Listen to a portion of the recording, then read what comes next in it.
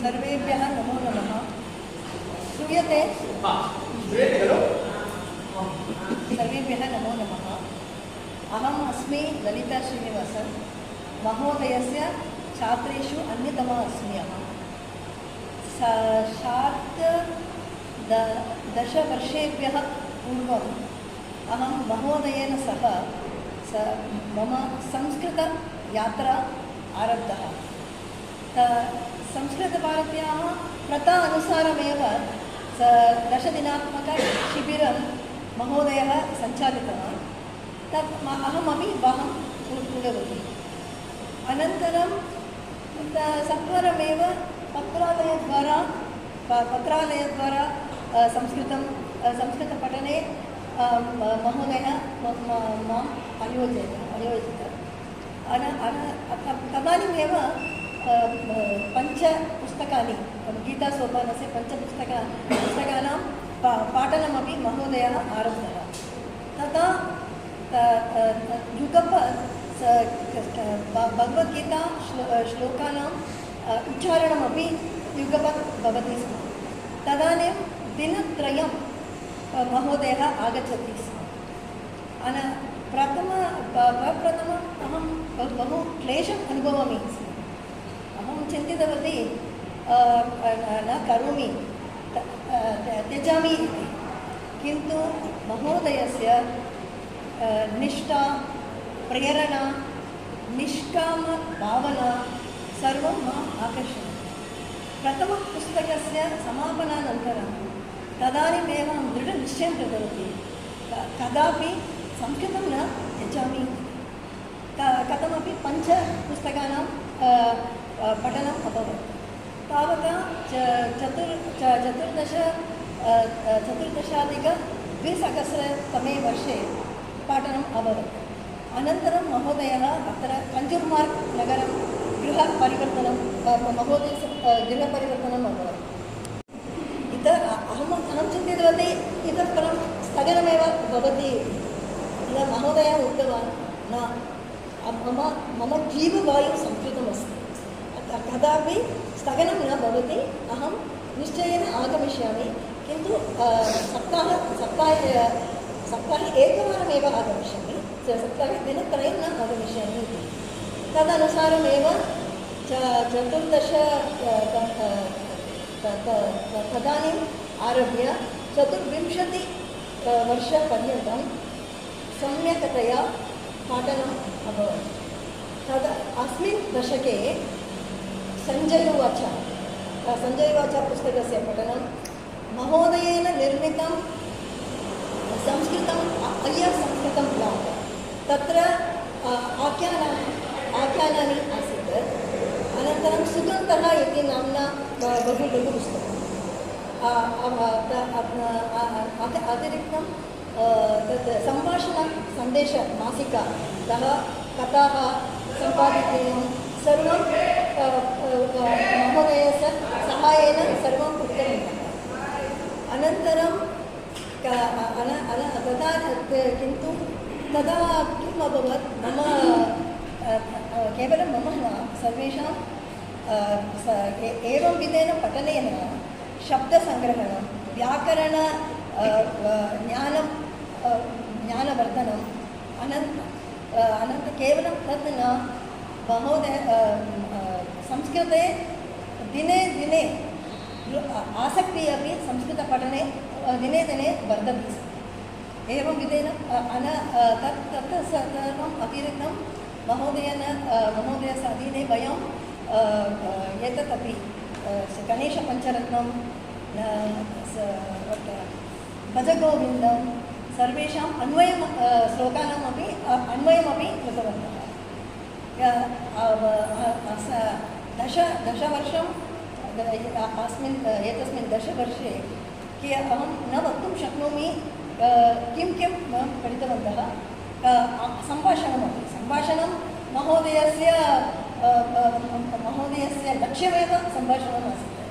तदपि अनन्तरस्य जीवनाडी संस्कृतमेव।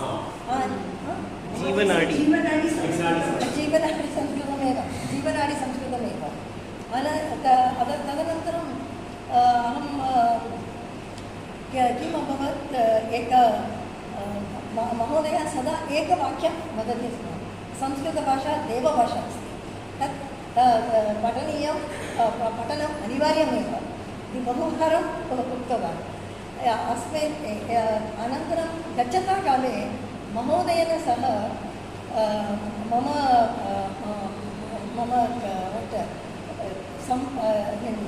रिलेशन्शिप् अपि अवर्धयत्। मम कार्ये अपि द्विवारं त्रिवारं महोदयस्य उपदेशं स्वीकृतवती। महोदयस्य पाठने अहं महोदयस्य पुत्रः गृहजनानामपि योगदानमस्ति।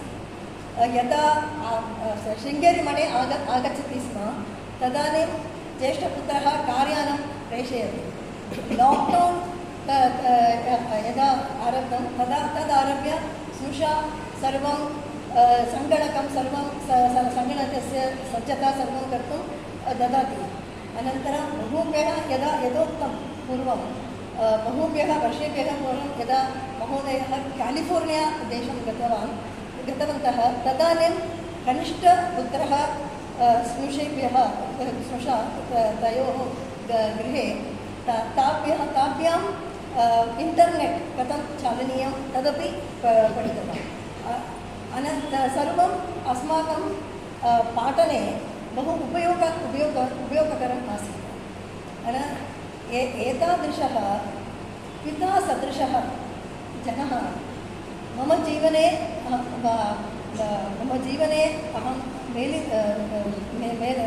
मम जीवने मेलनम् अभवत्। तद् मम सौभाग्यमेव। किन्तु तस्य महोदयस्य अभावं निश्चयेन भवति, कोऽपि पूरितुं न शक्नोति अपि।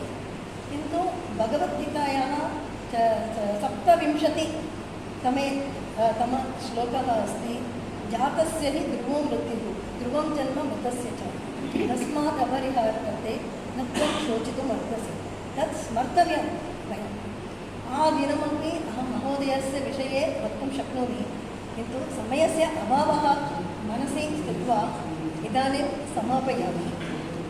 एक अन्तिमः किन्तु न न्यूनतमः पद्यं महोदयस्य व्यवहारं सर्वेषां प्रति समानमेव आसीत्। द्वौ कार्यरतौ छात्रौ महोदयं पृष्टवन्तः, वयं कदा भवतः समीपे आगन्तुं शक्नोमि? तदा महोदयः अवदत्, प्रातःकाले 6:00 रात्रौ 10:00 कदापि आगच्छतु, समयस्य चयनं भवन्तौ करोतु इति उक्तं। धन्यवादः। मिलितवती यदा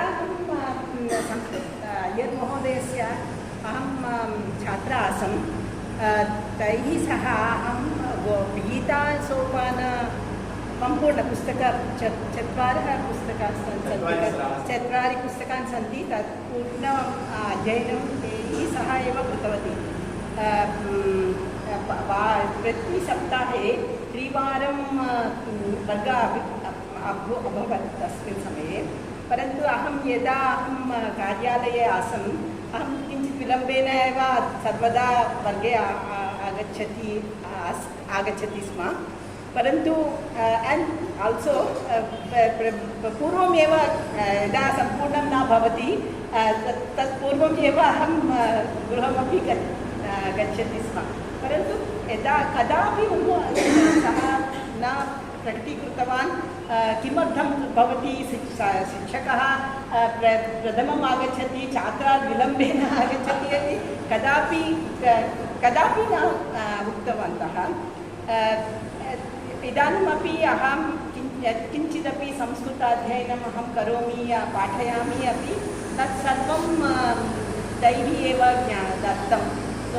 तदर्थम् अहं सर्वदा तस्य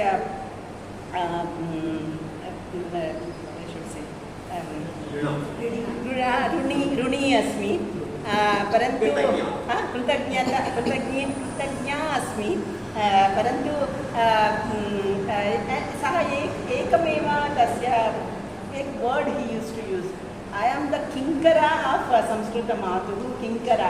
And that word kinkara gives a big meaning, you know. That is something actually of him, and I used to learn through him through online also afterwards. And today also my interest, even if I am teaching anyone or I am learning, सर्वदा अहम तस्य नाम विना अहम मम वर्गः न चलति। किमर्थम् एषा पञ्चसप्ततिवर्षीयः आरम्भं कृत्वा 95-वर्षीयपर्यन्तं पाठितवान्। सो तद् सर्वे अपि तदैव करणीयम् इति अहं सर्वदा वदामि। एतत् कृत्वा अहम् अवकाशं दत्तवान्। सर्वेभ्यः नमो नमः। अस्माकं गुरुवर्य स्वर्गीय श्री सुब्रह्मण्य महोदयाय अनेके प्रणामाः। गुरोः परं नास्ति, तस्मै श्री अस्माकं गुरवे। इदानीं सर्वे तु उक्तवन्तः सुब्रह्मण्य महोदयस्य संस्कृतभाषायां प्रति प्रीति, तस्य ज्ञानं, तस्य सततं प्रयत्नम्, एते सर्वश्लाघनीयगुणाः अवर्णनीयाः सन्ति। अहं भवन्तः समीपे 10वर्षपर्यन्तम् अहं तु संस्कृतभारती ऐ डिड्न्ट् डू, अहं भगवद्गीतायाः पठनं कृतवती। तदा भवन्तः सततं मां प्रति उक्तवन्तः, व्याकरणं किमर्थं भवान् पृच्छति, प्रथमं सम्भाषणं कर्तुं प्रयत्नं करोतु, सम्भाषणमेव प्रथमं करणीयः। That time I used to think, why Mahoday is telling me that? How is it possible? अहं तु कर्तुं न शक्नोमि महोदय। I have come here to learn grammar. व्याकरणं पश्चात् प्रथमं भगवद्गीतायाः श्लोकं सम्यक् रीत्या पठितुं शिक्षा। तदनन्तरं भगवद्गीतायाः प्रथम अध्यायतः 18 अध्यायपर्यन्तम् अहं भवन्तः समीपे कृतवती।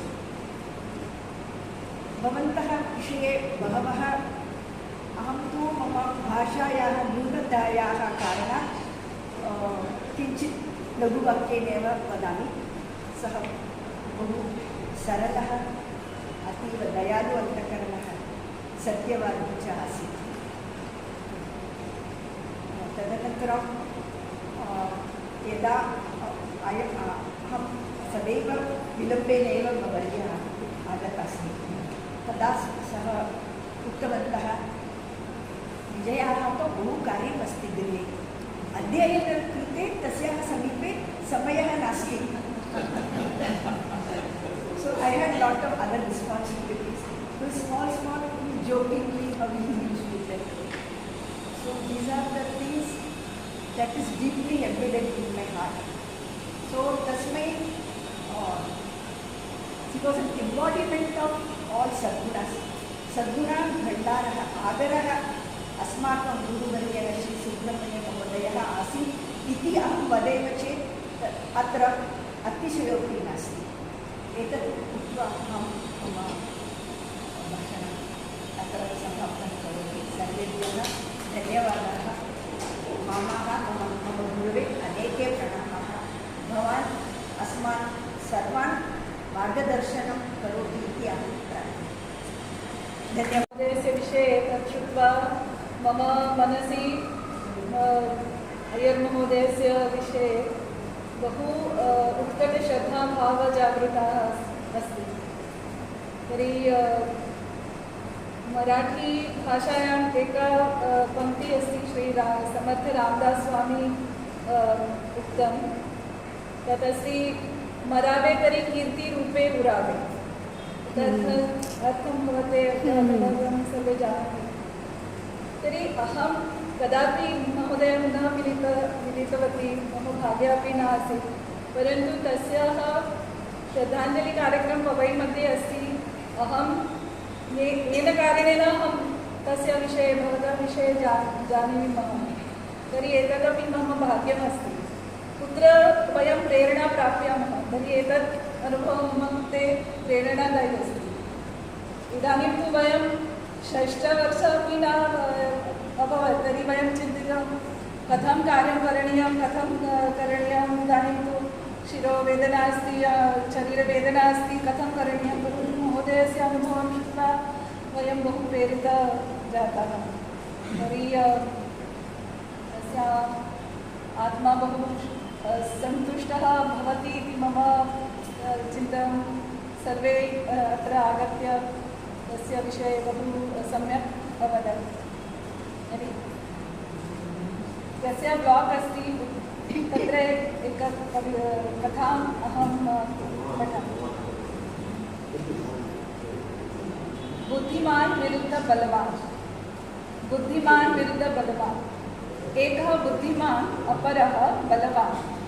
एकः बलवान् बुद्धिमतः समीपम् आगत्य अकथयत्, यत् शक्तिम् उपयुज्य भीमकार्यमपि सुलभेन कर्तुं शक्नुमः इति।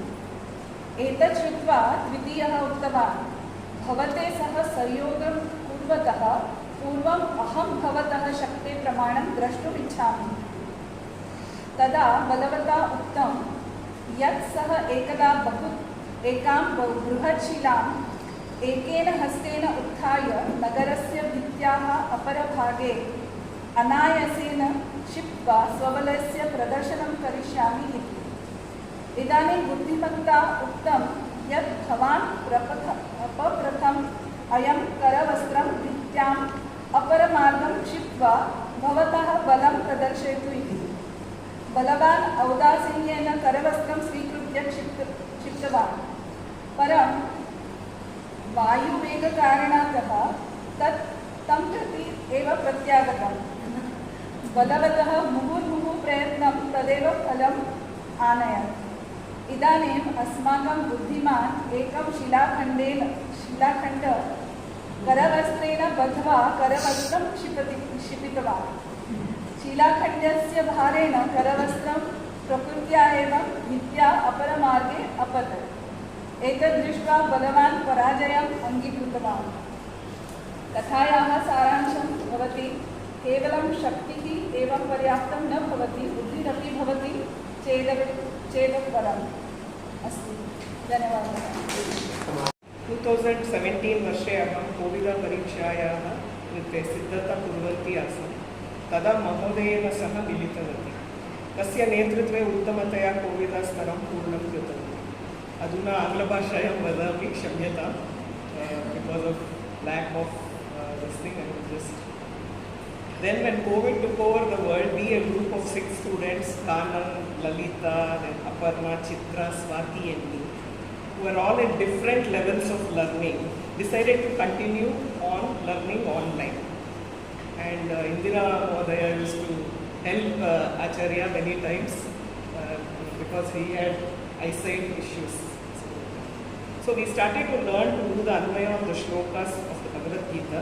In between we would also read articles from Sambhashana Sandesha, a few books like Sanjay Uvacha, and sometimes articles from Mahodaya's blog also. Acharya, as we would fondly call him, was a teacher, a guru with so many great qualities. From Sanskritam to Samskriti to Jivanam, he slowly and steadily taught us innumerable things. We all became ardent fans of Samskrita Bhasha and definitely better human beings. We have so many golden memories with Acharya, from having grammar strictly corrected in class to having to repeat 10 times or even more till we got the proper pronunciation, to feeling like school kids when we always left class with some prasadam or some food which Acharya's wife, Mami, as we call her, would give us. And later on, Uma, his daughter-in-law, has taken over, so she also feeds us whenever we go. Yeah. To one of the students who had to take care of her mother, he would say, Chinta Mastu, Matra Seva is as important as Samskrita Seva. So if you do Matra Seva, you will get the same punya as Samskrita Seva. Acharya would know most things about us and our families. And he would always remember and inquire about children's education, in-laws' health, and generally how things were with us. So he would always remember to do so. And Acharya and his wife are some of the kindest and purest souls we have met. Probably this is a glimpse of how Gurukulam would be. There are some people who touch your lives and make it better, and make you better by everything they teach you, either by example or their work. Acharya was definitely one such person. Acharya never took a single rupee as fees for his classes. He used to give credit to Samskrita Bharati always. He did Niswartha Seva for the promotion of Samskrita Bhasha. The light of learning and the fire of the quest of knowledge that he has ignited in all of us, and the Samskrita Bhasha Seva Bhava that he has instilled in us, have put us on a path that will continue on long after he is gone, and that is his legacy. We miss you all. अग्रे गत्वा यदा अस्माकं संस्कृतभाषायाः पुनर्प्रतिष्ठा भविष्यति अस्माकं देशे, तस्य कृते ये जीवनपूर्णम् आजीवनं कार्यं कृतवन्तः एतादृशाः बहवः कार्यकर्ताः सन्ति। तस्य नामानि कोऽपि न किं नाम स्मरणे न भवेत्, परन्तु एतादृशानां कार्यकर्तॄणां कार्येण एव संस्कृतस्य मन्दिरं च निर्माणं भविष्यति इति तु सुनिश्चितं। तत्र महोदयस्य नाम सर्वेषु उपरि भविष्यति इति मम विश्वासः। अहं महोदयं प्रति श्रद्धासुमनाञ्जलि अर्पयित्वा विरमामि। धन्यवादाः।